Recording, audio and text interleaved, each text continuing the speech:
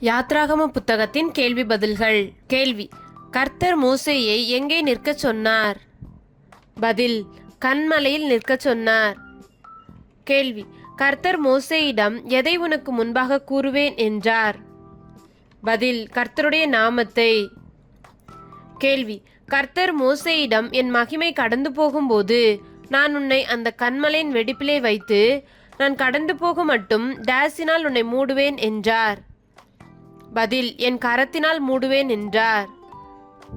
கேள்வி: கர்த்தர் மோசேயிடம் என் கரத்தை எடுக்கும்போது நீ எதை காண்பாய், எது உனக்கு காணப்படாது என்றார்? பதில்: என் பின்பக்கத்தை காண்பாய், என் முகமோ காணப்படாது என்றார். கேள்வி: மோசே தான் உடைத்து போட்ட முந்தின கற்பலகைகளுக்கு ஒத்த 2 கற்பலகைகளை இழைத்து அதை எடுத்துக்கொண்டு எங்கே ஏறினான்? பதில்: சீனாய் மலையில். கேள்வி: கர்த்தர் எதில் இறங்கி மோசேயின் அருகே நின்று கர்த்தருடைய நாமத்தை கூறினார்? பதில்: ஒரு மேகத்தில் இறங்கினார். கேள்வி: பூமி எங்கும் எந்த ஜாதிகளிடத்திலும் செய்யப்படாத டேஸை உன் ஜனங்கள் எல்லாருக்கும் முன்பாகவும் செய்வேன் என்றார்? பதில்: அதிசயங்களை. கேள்வி: உன்னோடே கூட இருக்கிற ஜனங்கள் எல்லாரும் எதை காண்பார்கள் என்று கர்த்தர் மோசேயிடம் கூறினார்? பதில்: கர்த்தருடைய செய்கையை காண்பார்கள் என்றார். கேள்வி: எந்தெந்த காலத்தில் ஓய்ந்திருப்பாயாக என்று கர்த்தர் இஸ்ரவேல் புத்திரருக்கு கட்டளையிட்டார்? பதில்: விதைப்பு காலத்திலும் அறுப்பு காலத்திலும் ஓய்ந்திருப்பாயாக என்றார். கேள்வி: வருஷத்தில் 3 தரம் உங்கள் தேவனாகிய கர்த்தருடைய சந்நிதிக்கு முன்பாக காணப்பட போயிருக்கும் போது ஒருவரும் உங்கள் தேசத்தை டேஷ். பதில்: இச்சிப்பதில்லை என்றார். கேள்வி: தன் முகத்தின் மேல் முக்காடு போட்டிருந்தவன் யார்? பதில்: மோசே. கேள்வி: ஓய்வு நாளில் உங்கள் வாசஸ்தலங்களில் எங்கும் டேஸ் மூட்டாதிருப்பீர்களாக என்று கர்த்தர் இஸ்ரவேல் புத்திரருக்கு கட்டளையிட்டார்? பதில்: நெருப்பு மூட்டாதிருப்பீர்களாக என்றார். கேள்வி: மனப்பூர்வமுள்ள ஸ்திரீ புருஷர் யாவரும் கொண்டு வந்த பொன்னாபரணங்கள் என்னென்ன? பதில்: அஸ்த கடகங்கள், காதணிகள், மோதிரங்கள், ஆரங்களை கொண்டு வந்தார்கள். கேள்வி: கர்த்தருக்கு காணிக்கை செலுத்தின ஒவ்வொருவனும் எதை காணிக்கையாக செலுத்தினான்? பதில்: பொன்னை செலுத்தினான். கேள்வி: தங்கள் கைகளினால் நூற்று தாங்கள் நூற்ற இளநீல நூலையும் இரத்தாம்பர நூலையும் சிவப்பு நூலையும் மெல்லிய பஞ்சு நூலையும் கொண்டு வந்தவர்கள் யார்?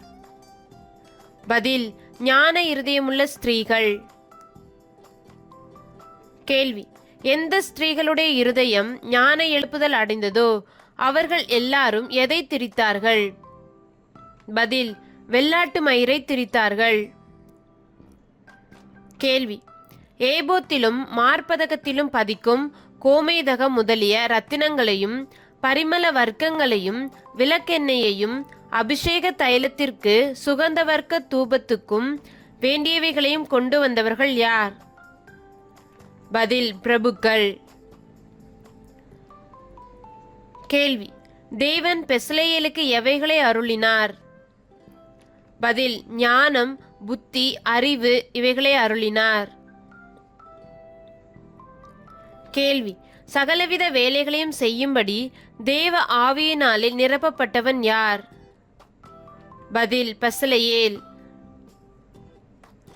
கேள்வி: தேவன் பெஸ்லெயேலின் இருதயத்திலும் அகோலியாபின் இருதயத்திலும் எந்த வரத்தை அருளினார்? பதில்: போதிக்கும் வரத்தை அருளினார். கேள்வி: இஸ்ரவேல் ஜனங்கள் தங்களுக்கு இஷ்டமான காணிக்கைகளை மோசேயினிடத்தில் எப்பொழுது கொண்டு வந்தார்கள்? பதில்: காலைதோறும் கொண்டு வந்தார்கள். கேள்வி: கர்த்தர் செய்யும்படி கற்பித்த வேலைக்கு வேண்டியதற்கு அதிகமான பொருட்களை ஜனங்கள் கொண்டு வருகிறார்கள் என்றவர்கள் யார்? பதில்: பரிசுத்த ஸ்தலத்து வேலைகளை செய்கிற விவேகிகள்.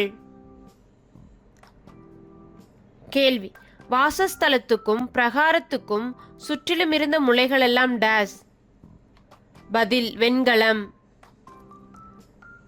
கேள்வி மோசேயின் கட்டளைப்படி யாருடைய கையில் லேவியரின் ஊழியத்திற்கென்று சாட்சியின் வாசஸ்தலத்து பொருட்களின் தொகை எண்ணி கொடுக்கப்பட்டது? பதில் ஆசாரியனான ஆரோனின் குமாரனாகிய இத்தாமாரின் கையில் கொடுக்கப்பட்டது.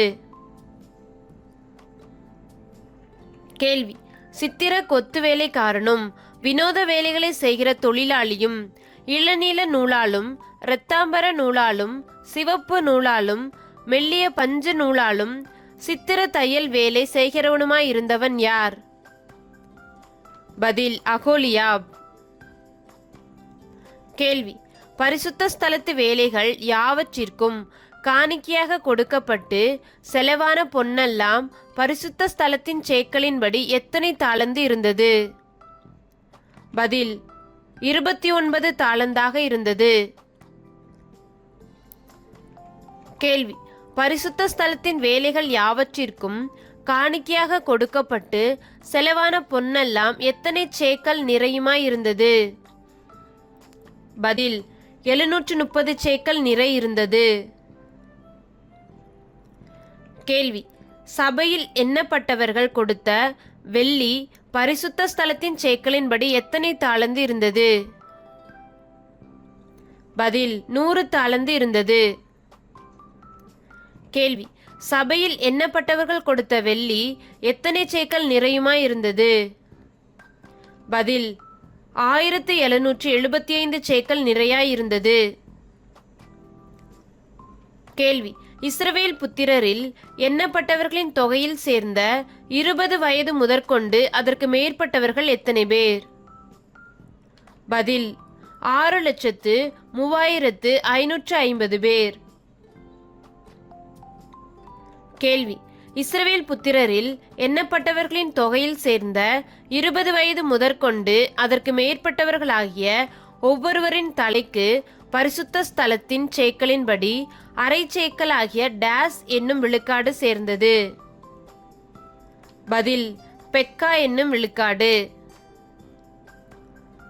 கேள்வி எத்தனை தாலந்து வெள்ளியினால் பரிசுத்த ஸ்தலத்தில் பாதங்களும் திரையின் பாதங்களும் வார்ப்பிக்கப்பட்டது? பதில் 100 தாலந்து வெள்ளியினால் வார்ப்பிக்கப்பட்டது.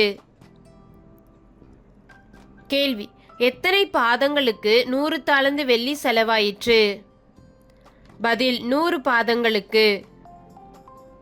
கேள்வி தூண்களுக்கு பூண்கள் எத்தனை சேக்கல் வெள்ளியினால் செய்யப்பட்டது? பதில் 1775 சேக்கல் வெள்ளியினால் செய்யப்பட்டது. கேள்வி காணிக்கையாக செலுத்தப்பட்ட வெண்கலம் எத்தனை தாலந்து இருந்தது?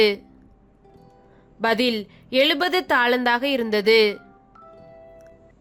கேள்வி காணிக்கையாக செலுத்தப்பட்ட வெண்கலம் எத்தனை சேக்கல் நிறையாயிருந்தது? பதில் 2400 சேக்கல் நிறையாயிருந்தது. கேள்வி ஆசரிப்பு கூடாரத்தின் வாசஸ்தலம் எந்த வருஷம் எந்த மாதம் எந்த தேதியில் ஸ்தாபனம் பண்ணப்பட்டது? பதில் இஸ்ரவேல் புத்திரர் எகிப்திலிருந்து புறப்பட்ட 2ஆம் வருஷம் 1 மாதம் 1 தேதியில் ஸ்தாபனம் பண்ணப்பட்டது. கேள்வி ஆசரிப்பு கூடாரத்தை மூடினது எது? பதில் ஒரு மேகம். கேள்வி வாசஸ்தலத்தை நிரப்பினது எது? பதில் கர்த்தருடைய மகிமை. கேள்வி இஸ்ரவேல் வம்சத்தார் பண்ணும் எல்லா பிரயாணங்களிலும் அவர்கள் எல்லாருடைய கண்களுக்கும் பிரத்யட்சமாக பகலில் டேஸும் இரவில் டேஸும் வாசஸ்தலத்தின் மேல் தங்கியிருந்தது?